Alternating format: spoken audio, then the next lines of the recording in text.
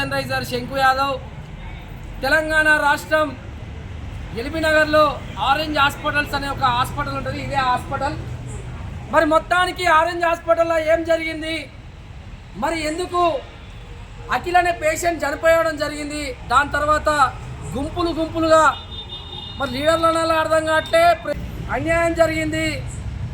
దళిత సామాజిక వర్గంలో ఉన్న ఒక దళిత బిడ్డ చనిపోతే కనీసం అలా కుటుంబానికి ఏం న్యాయం చేయకుండా వెళ్ళిపోయారు. గోడున ఏడ్చుకుంటూ పోవడం జరిగింది. మరి మొత్తానికి ఆరెంజ్ హాస్పిటల్లో ఏం నడుస్తుందో ఒకసారి అడుగుదాం దాన్ని.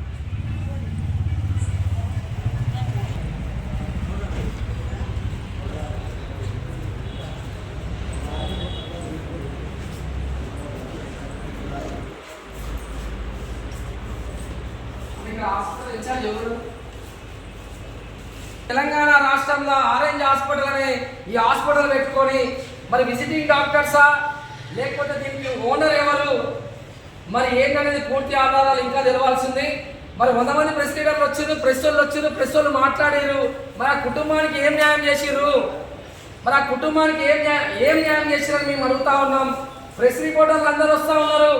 ఇక్కడ ఉన్న ఎల్బీనగర్ కాన్స్టిట్యున్సీలో ఉన్న చాలా మంది హాస్పిటల్లో ఇక్కడే అమాయకులు చనిపోతా ఉన్నారు.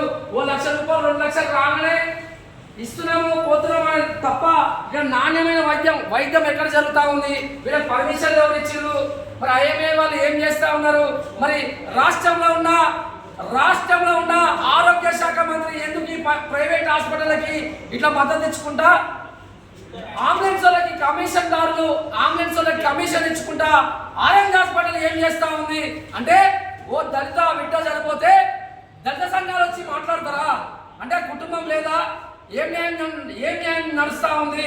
ఫార్మసీలో బిల్లేస్తారు, కనీసం ఇక్కడ ఇన్ఛార్జ్ ఎవరంటే కూడా పట్టించుకునే పరిస్థితి, దౌర్భాగ్య పరిస్థితి ఇక్కడ మనం చూస్తా ఉన్నాం.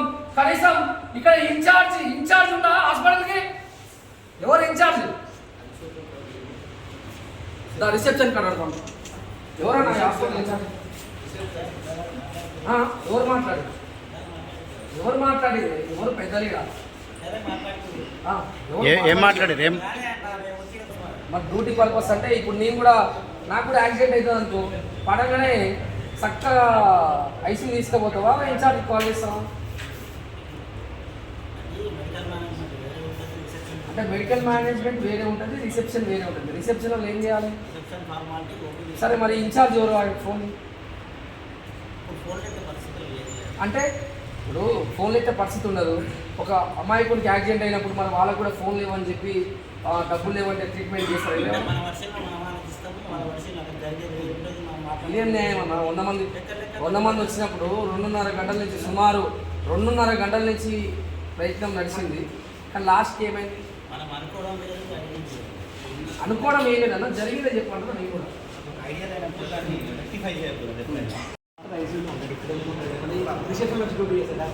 ఐసీలో డాక్టర్ ఒక ఇన్ఛార్జ్ అనేది ఉంటుంది కదా,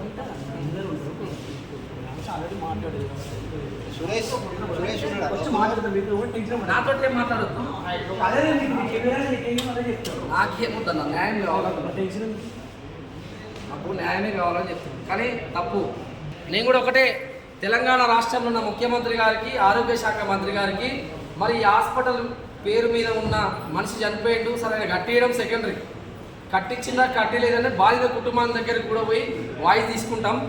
నల్గొండ జిల్లాలో ఉన్న ఆ బిడ్డ చనిపోయిన వాళ్ళకాడ కూడా వాయిస్ తీసుకుంటాం.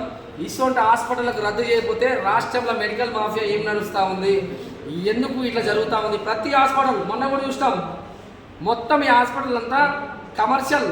వీళ్ళు ఏం బిల్లు వేస్తారు, ఈ బిల్లుకు ఉన్న పర్మిషన్స్ ఏంది, ఇలా పనిచేసే స్టాఫ్ ఏందనేది కూడా ఖచ్చితంగా మనుషులు ప్రాణం తీసినందుకు ఈ హాస్పిటల్కు ఉన్న లైసెన్స్ని రద్దు చేయాలని చెప్పి బరాబర్ డిమాండ్ చేస్తాం.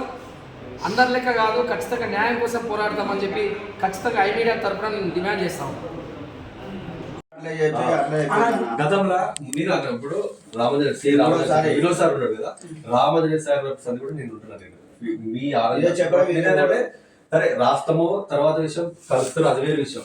బట్ అనేది ఏంటంటే ఒక అష్యూరెన్స్ ఇచ్చినప్పుడు దాన్ని ఫుల్ఫిల్ చేయాలి. నేను అన్న ఇప్పుడు మీకైతే నేను ఇప్పుడు ఇంతమంది మాట్లాడేస్తాను చెప్పిన వర్షం నీకు చెప్తున్నా.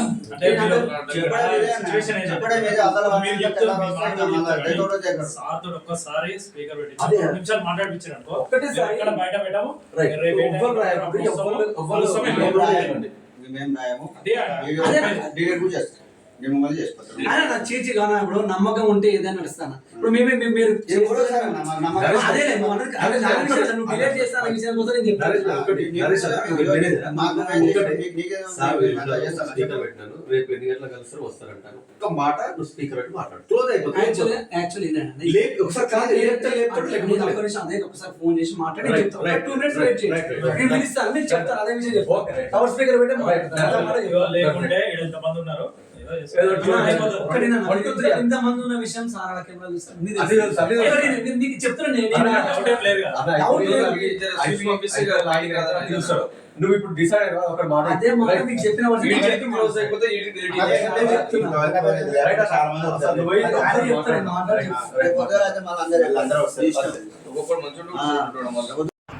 అందరికీ నమస్తే.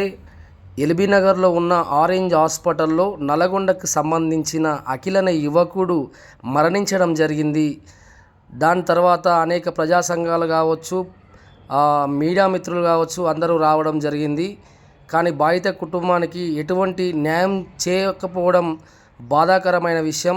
మరి ఎందుకు ఇలాంటి హాస్పిటల్ని పర్మిషన్లు ఇచ్చుకుంటా డిఎంహెచ్ఓ గారు ఇలా ఎందుకు పట్టించుకోని పరిస్థితి ఉందో ఇంతవరకు అర్థం కాని దౌర్భాగ్య పరిస్థితి కనిపిస్తూ ఉంది. మరి మొత్తానికి చూడాలి, ఆరెంజ్ హాస్పిటల్ లైసెన్స్ రద్దు చేస్తారా, లేకపోతే ఉన్న మీరు ఇప్పుడు వీడియోలో చూశారు, అందరికీ మేము సెటిల్మెంట్ చేస్తాం, మా సార్తో మాట్లాడతాం, మీకు ఏం కావాలంటే అది ఇస్తామని చెప్పి చెప్తా ఉన్నారు. ప్రజాస్వామ్యంలో ఎక్కడ ఉంది న్యాయం, ఎక్కడ ఉంది ధర్మం? అసలు చెప్పాలంటే నోటికి మాటలు రావడం లేదు. ఆరెంజ్ హాస్పిటల్లో ఇంత అవినీతి నడుస్తుంటే కూడా ఏ అధికారి కూడా పట్టించుకునే పరిస్థితి కనిపిస్తూ ఉంది రాష్ట్రంలో. ఖచ్చితంగా గౌరవనీయులు సీఎం గారు లేకపోతే ఆరోగ్య శాఖ మంత్రి గారు ఇలాంటివి ప్రోత్సహిస్తే ఈ గవర్నమెంట్ కూలిపోయే అవకాశం కూడా కనిపిస్తూ ఉంది. బాధిత కుటుంబానికి తక్షణమే న్యాయం చేయాలి అని చెప్పి మా ఐ మీడియా తరపున అందరికి కోరుకుంటున్నాం. ఖచ్చితంగా బాధిత కుటుంబానికి న్యాయం చేయాలి. ఇలాంటి హాస్పిటళ్ళల్లో ఇంత అవినీతి జరుగుతుంటే కూడా ఎందుకు డిఎంహెచ్ఓ గారు అసలు పట్టించుకోవట్లేదు అని చెప్పి మేము ఐ మీడియా తరపున డిమాండ్ చేస్తూ ఉన్నాము.